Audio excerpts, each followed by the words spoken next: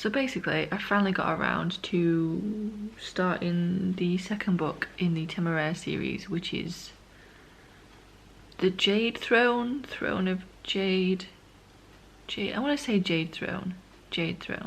So I've only read the first 2 chapters so far, but this, I suppose I should put this warning in now, this vlog is going to contain spoilers. Like, I'm just going to be talking thoughts about everything that happens as I go, because well, when I read Temeraire I did spoilery chats for the 3 parts and I really enjoyed that, but this time around I've borrowed the book from the library and I'm not very good at keeping an eye on when things get returned and then remembering to check them out again or extending the borrowing time.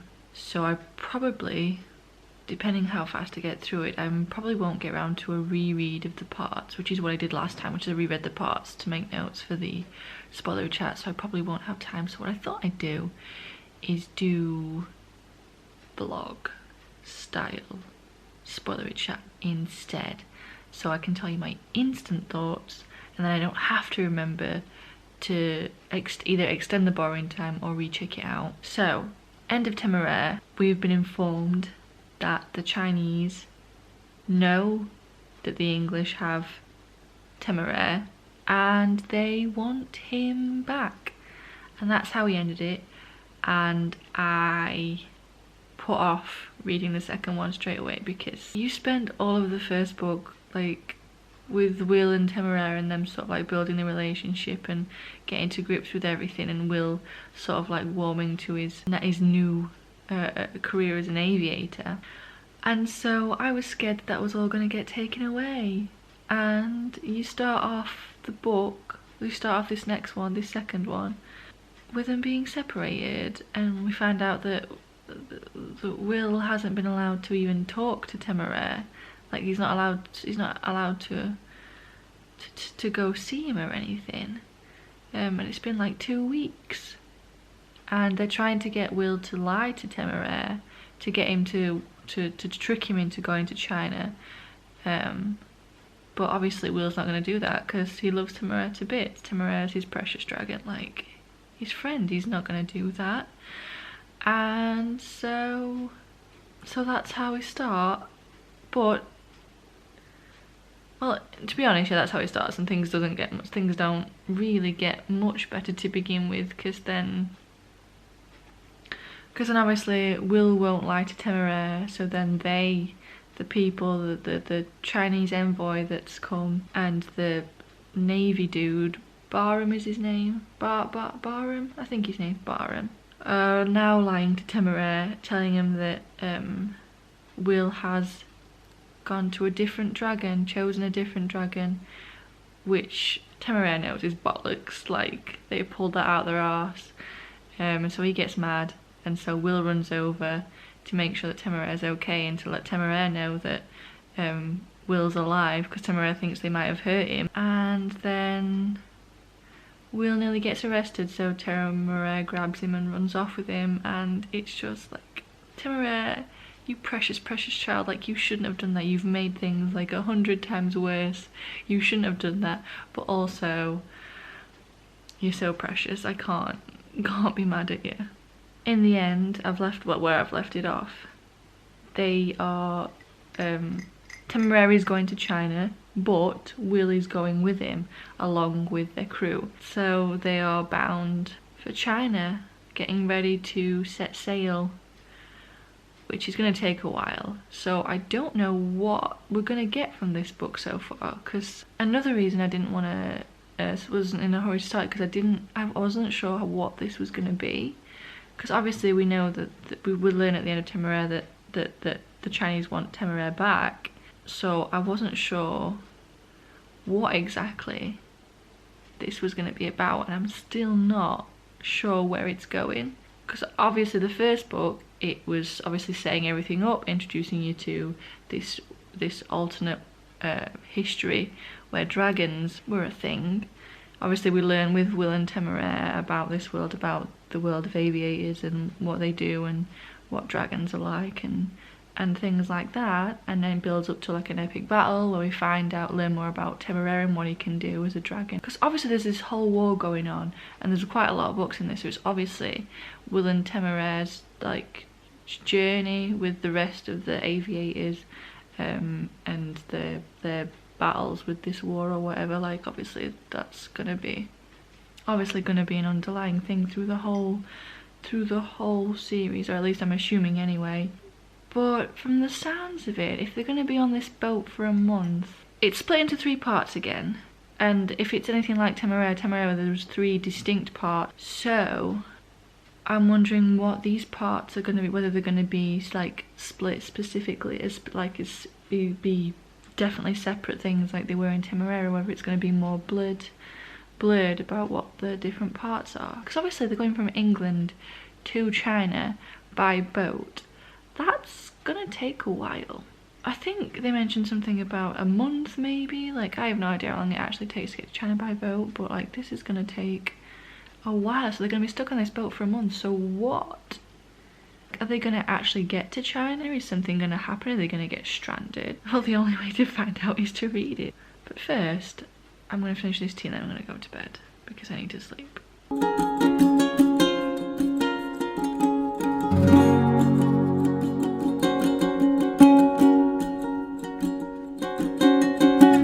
Okay, so I've just finished chapter 4, so 4 chapters in, and already this cruise has gone tits up.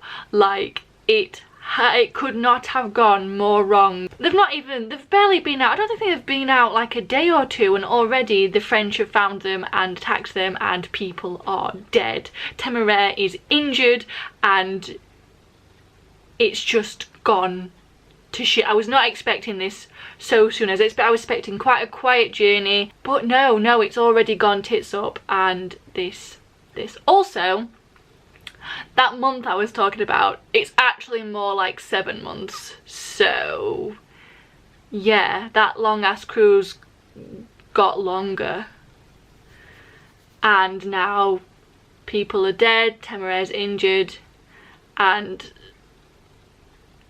yeah. So it has been over a week since I last updated. I've not done a very good job of vlogging this reading experience, or done a very good job of reading the book actually, because after the last update I think I only read a few more chapters. I finished part 1 and read a few chapters into part 2, and I put it down and picked it up for the first time last night and finished part 2. So quick summary of everything that's happened since then. Not a lot actually, because I think when we last left off, it was just after there'd been like a fight and lots of people had died and stuff, and Temeraire got injured and things. So things that have happened since then, not a great deal actually. Temeraire has, I think we've learned that Temeraire can actually speak Chinese, Mandarin, I'm assuming it's Mandarin, and has been learning stuff about China and dragons and stuff there. He's also learnt that he really enjoys Chinese food, Chinese cuisine. Will has been getting a bit jealous because of this, because obviously the Chinese, what is it called? The people that have come to get Temeraire basically. Temeraire has been sort of like getting along with them and whatnot, and they're giving him things that Will obviously can't give him because Will can't speak or read. I'm going to assume it's Mandarin, so I'm going to call it Mandarin from now because it's not actually specified. I think it just says, I'm pretty sure it's just referenced as Chinese. How long has Mandarin been? Has Mandarin always been the main language of China? I think it's only like a minority that speak Cantonese natively, right? I'm like showing my ignorance of China now. I don't know a great deal. So I'm going to assume Mandarin. So, because obviously Will can't speak Mandarin or read Mandarin, so he can't teach Temeraire about these things. So he's I think feeling a bit lacking in that department. But Temeraire, the relationship is doing fine. But they're still on the ship. Like, we finished part 2 and they're still on the ship. I think they're 4 months into their journey now. So it's definitely slow going, this one. Definitely slow going. We think there's been an attempt on Will's life, because one of the, is he a prince? Because I think he's the emperor's brother, so I think he's a prince. Is his name Yongxing?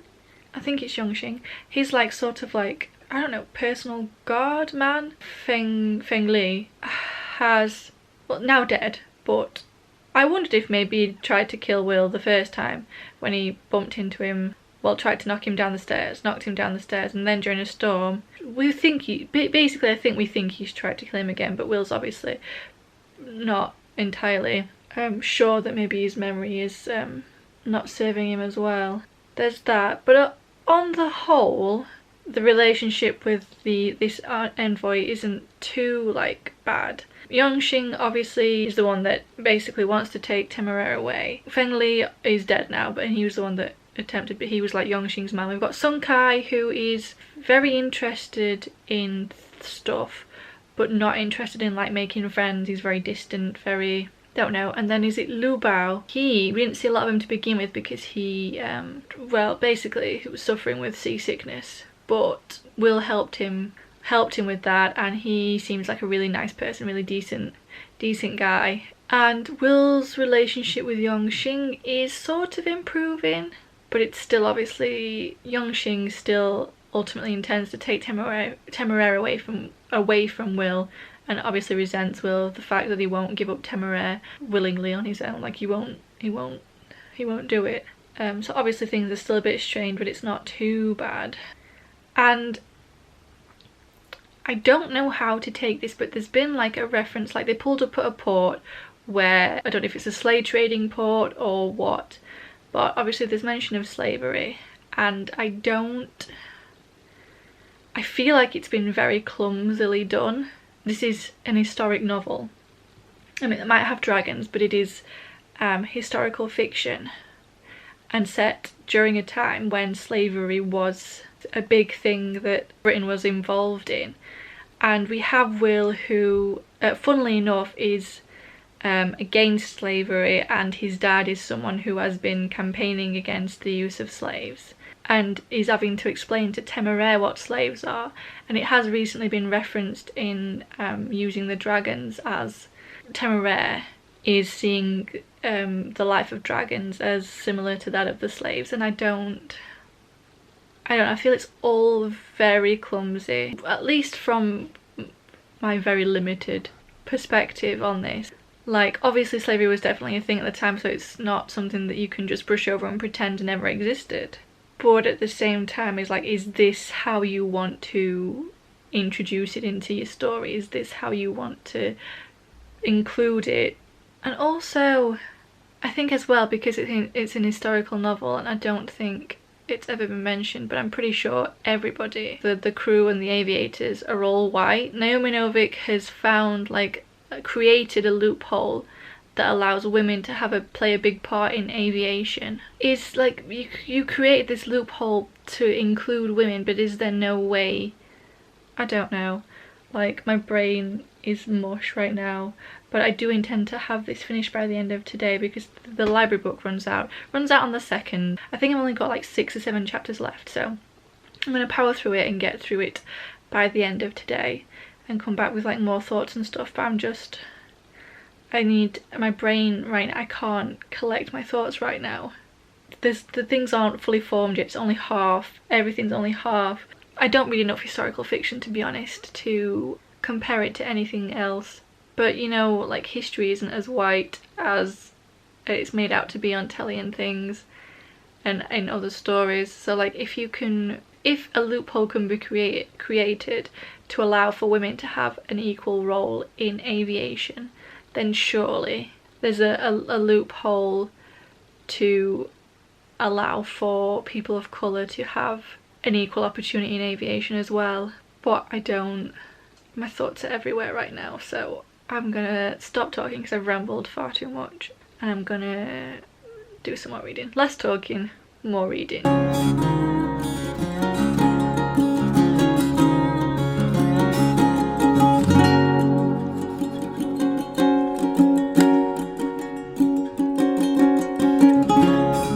Okay, so we have 4 chapters left, less than 100 pages. We have reached China. We are in China now, and we're on the way to the emperor. I'm assuming we've met Temeraire's mum. Lawrence has had tea with her and just had tea with her and a little chat. He and Temeraire have been on a tour around the city, and we've learned, we see a lot of the city and the shops and things. We've learned that here in China, dragons are, well, first of all, baby dragons, dragonettes, I think they've called them, dragonettes, is that what they're called? Go to school, they have classes and are taught alongside kids, and they earn for themselves, they can buy things for themselves, they're allowed to go out and about without a human companion. They have a great deal of freedom, and from the sounds of it, the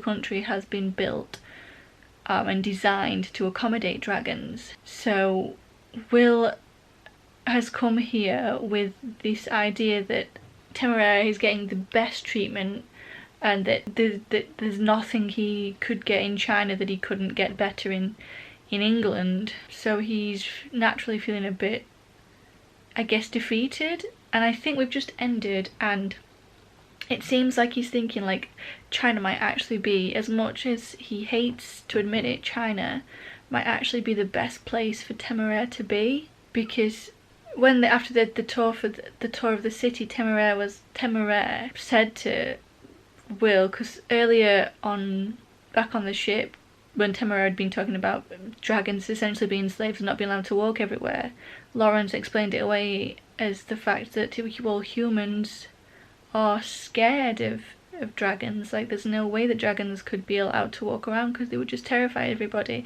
and that has been massively proven wrong. And Temeraire called him out on it after the visit, and Lawrence is like, I'm really sorry, I had no idea. But people are raised around dragons, and there's food readily available for dragons, so like they have, from the looks of it, they don't have any ferals. It would seem that this is just going to be a better place for Temeraire to be, and I think Will is sort of like coming to the idea that if it is in the best interest of Temeraire, he's not said that, like he's not outright said that, but we ended on a chapter of, so it ends, the last sort of couple of lines is Lawrence saying like, that is true, a dragon will endure a great deal sooner than be parted from his captain. It does not follow that a decent man would ask it of him, Lawrence said very low, and let the curtain fall. So they're talking about how a dragon would do the best for their captain, and Lawrence is saying, well, yeah, that's very true, but who could ask that of them? Like, who, if it's in the best interest of the dragon, surely you should just leave. So I'm thinking maybe, I mean, we've got what am I on? I'm on page 195 and there's 235 pages. What's that? 40, I've got 40, is that right, 40? And we're not at the Emperor yet, so I'm very interested to see how this is going to wrap up. So I have finished Throne of Jade. I actually skimmed over a little bit, I'm not gonna lie, because not long after we meet Temeraire's mother and stuff, there is an attack. Will is sleeping, and he's woken by Sun Kai, who turns out speaks perfect English. Well, not perfect, but in fact no, I think he speaks pretty damn good English. So he's woken up and told that there is going to be an attempt on his life. He needs to come with Sun Kai, and he will take all his men to safety. Will, honestly, I skimmed a lot because I got real mad. Because he could have gone away with Sun Kai, but he didn't. He stayed and he battled, and they lost Willoughby. I don't remember which one Willoughby is, to be honest. All his crew are named, but I don't actually know one from the other apart from Granby and Keynes, the surgeon. So I basically just skimmed a lot of that to the end, and then he's taken away, and when he wakes up, Temeraire's there, and Temeraire has got himself a girlfriend.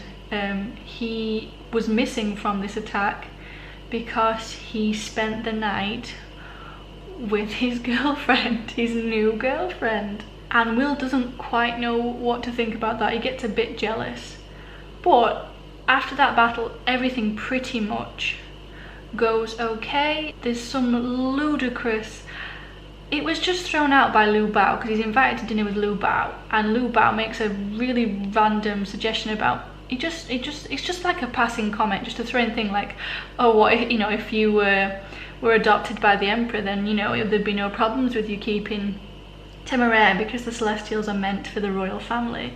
Will's like, that's ridiculous, and I'm there like, that's ridiculous. But Hammond, the negotiator guy, I don't even know what he does, he was like, no, that's great, we can work with this. And I was like, they're not really going to go further with this, are they? And no, they did. It ends with Will getting adopted by the emperor, and I mean, it all worked out because he can stay with Temeraire, and he's even got his own place in China that he can stay. But he's, I mean, but it does end with, I hadn't realised I'd missed it, like that he hadn't been doing it until he started doing it again. But on the very last bit, he starts calling Temeraire my dear again. And I hadn't realised that throughout the book, at least, you know, when you don't realise something's missing until it comes back. So as soon as he started calling him my dear again, I was like, oh, I've missed this. I didn't realise he hadn't been calling him my dear, because it's been this book has been a bit of a test for their relationship, and Will dealing with his jealousy, and Temeraire realising that there's better out there for dragons, and that dragons do deserve better. And I mean, the whole thing's obviously a bit of an allegory for racism, and honestly a bit clumsy, I think, especially in this. Like, once you realise that that's what they're going for here, or at least that's what I think she's going for, and it just feels a bit cack-handed, if I'm being perfectly honest. And we're introduced in this to a albino. Is it albino or is it albino? Right, but an albino dragon. She is a celestial, but obviously she's like pure white and her eyes are red. But she's feared almost and shunned in China because a white is the colour of mourning, so she's considered unlucky. And she was going to be passed off to somebody else, like they couldn't have a white dragon in the imperial family, but Yongxing took her as his own, so they have a really nice relationship. And Yongxing, like, it turns out Yongxing was behind the murder attempts. It turned out what he wanted was to have his nephew, I think, I'm assuming it was his nephew, it's some relation, some child. He was going to have him bond with Temeraire and have him become emperor, and so he could become his regent. I mean, because he couldn't once he took what was she called, Luen, she called Luen, to be his dragon. He forfeited basically his right to be emperor, because they couldn't have an emperor with a white dragon. So I don't understand that move. It also turned out that he had a real hate for Westerners, which, you know, fair dues, mate, fair dues. And he didn't want anything to do with them, and he felt that they should be cut off or whatever. So he had like a whole thing going on with that. But I loved him, and I'm sure she was called Luen.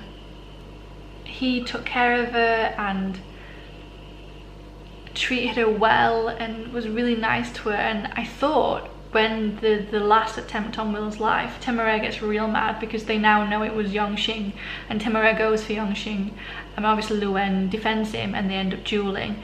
And the thing with dragon duels is either one or both of them ends up destroyed, and so obviously Will's really worried about Temeraire, and I thought they were going to use this to kill Luen, but they didn't. In the end, Yongxing died, complete accident. And while the dragons are fighting, they collapsed something, and a lot of like debris and splinters and stuff were thrown everywhere, and one went through Yongxing's eye and killed him. And when Luen sees him, honestly, I nearly cried, because without him now, she has nothing. And as much of a horrible person as he was, that she didn't deserve that. She deserved a lot better. And again, it's the thing with like, oh, it's an allegory for racism. Oh, and it's like, well, you know, why not just... The thing with things like that is, if you're going to make a point about racism, just make it about like actual racism. Racism is a thing that exists, real racism with real people. So overall, I enjoyed this. It was a lot slower than the first book, and it's a completely, not a completely different story, but it is sort of a completely different story. The first one was about training temeraire in a battle, and this was about temeraire learning where he came from. And usually I don't mind a bit of politicking, I quite like a bit of politicking, but not the way this book did it. I'm still going to continue on with the series because I really enjoy Will and Temeraire's relationship, and from the sounds of it at the end, Temeraire is going to start a revolution, which, Dragon Revolution, I am here for, but it's going to mean a lot of people die, I imagine, a lot of deaths. And I think, oh god, the lighting in here is awful. That is going to about do it for this vlog. That I did a very bad job of vlogging the whole thing, but that is going to about do it for me. Thank you so much for watching. Let me know in the comments if you if you haven't read this and you've watched this, then thank you. Thank you. So let me know in the comments what your thoughts are on this particular installment. I hope you have a lovely day, and I will hopefully see you in another video. Bye!